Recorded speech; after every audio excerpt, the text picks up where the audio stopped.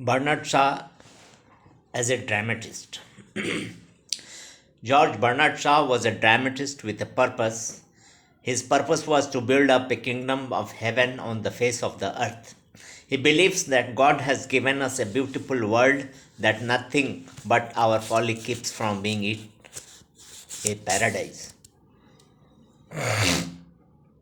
We entertain airy notion and fantastic emotion regarding all temporal things. He wants to drive out all these rotten ideas from the mind of men with the help of the west wind. That is why he took up the current social political problems as the subject matter of his plays. For example, he discussed the problem of prostitution in Mrs. Warren's profession, London's slum in widower's house, the profession of doctors in Doctor's Dilemma, war and marriage in Arms and the Man, and love and marriage in Candida. So, his plays are problem plays, but it would be unfair on our part to dismiss Shaw as a writer of problem plays only. In fact, his plays are more than problem plays. They are concerned with innate human quality or with human nature itself. That is why problem discussed in them has been done away with. In this respect, he stands near Shakespeare and he will be read and preserved for all time to come. But critics have raised much dust against him. They feel that Shavian plays lack conflict. As yet, the established doctrine has been no conflict, no drama. In fine, conflict constitutes the soul of a drama, but Shavian characters are always seen sitting round a table and discussing this or that problem. In fact, his plays present the tone and the temper of a debating hall in which someone pleads for the motion and the other one against the motion. It is a fact that Shavian plays lack physical conflict. We hear in Arms and the Man that a battle is being fought vigorously by both the sides. But we do not see anybody fighting there. Such examples are numerous and confirm our belief in lack of conflict in Shavian dramas. But when we dive deep in his dramas, we find that his plays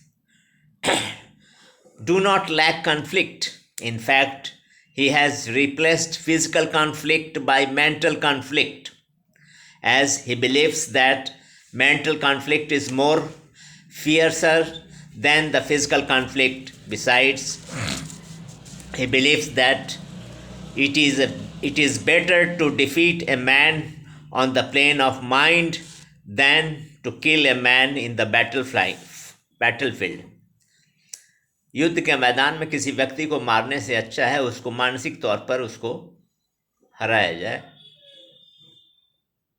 उस पर जीत हासिल किया जाए.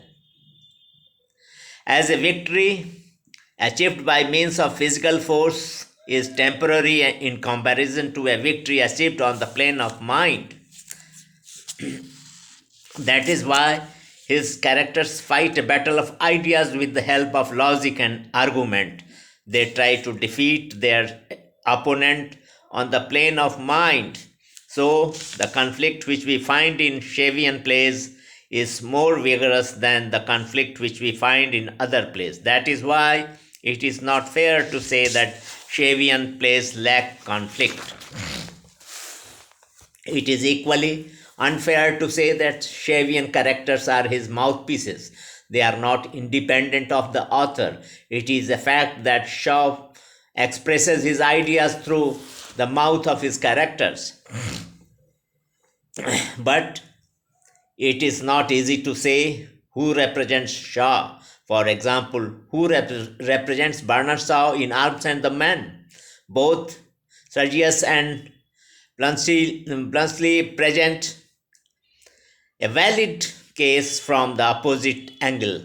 The same holds good with Candida. We cannot say with confidence that Morel represents Bernard Shaw or Marchbanks represents Bernard Shaw. Both hold contradictory opinions on important matters. For example, Morel says the overpaying instinct is generous one. Marchbank says no cowardice, incompetence. Again, Morel says man can climb to the highest summits, but he cannot dwell there long. Marchbank says it's false. There can he dwell forever and there only. We find that his characters hold contradictory opinions, and the very fact proves that his characters are not his mouthpieces. The fact is that he allows his characters to hold independent views on important matters. They are not puppet in the hands of the dramatist.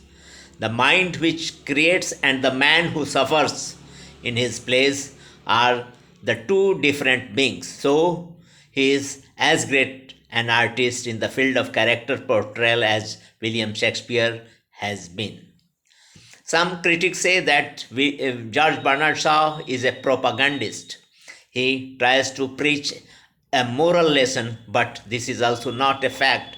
He is not a moralist in the sense that he tries to preach a lesson. In fact, he allows his characters to examine the pros and cons of a problem so that truth may be revealed to the spectators. He does not say that war is good or war is bad in Arms and the Man, but he allows his characters to point out the merit or demerit of war. He expresses nothing in form of conclusion. Just as a farmer separates the chaff from the grain and spreads it before the customer, and thus customer decides the quality of the grain, in the same way he separates the cover of falsehood from upon the grain of reality and scatters it before the people. So he is not a propagandist. He does not propagate an idea like a true artist. He exhibits reality. The function of an artist is to reveal the reality which lies beyond appearance. In Candida too, Shaw does not point out the secret in the poet's heart. He leaves it to be understood by the people.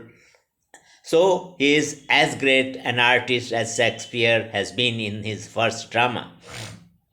One more special feature of Shavian drama is that he attacks long prefaces to his he attaches long prefaces to his plays.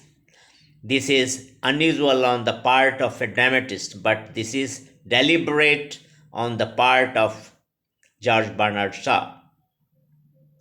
He attached long prefaces with his plays so that his plays might not be misunderstood and misrepresented on the stage in any part of the world.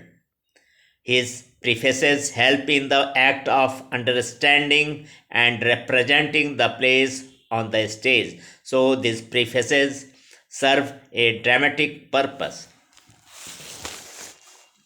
With all these special features, George Bernard Shaw has distinguished himself in the field of drama, what William Shakespeare did in verse during the Elizabethan period. George Bernard Shaw did it in prose during our age.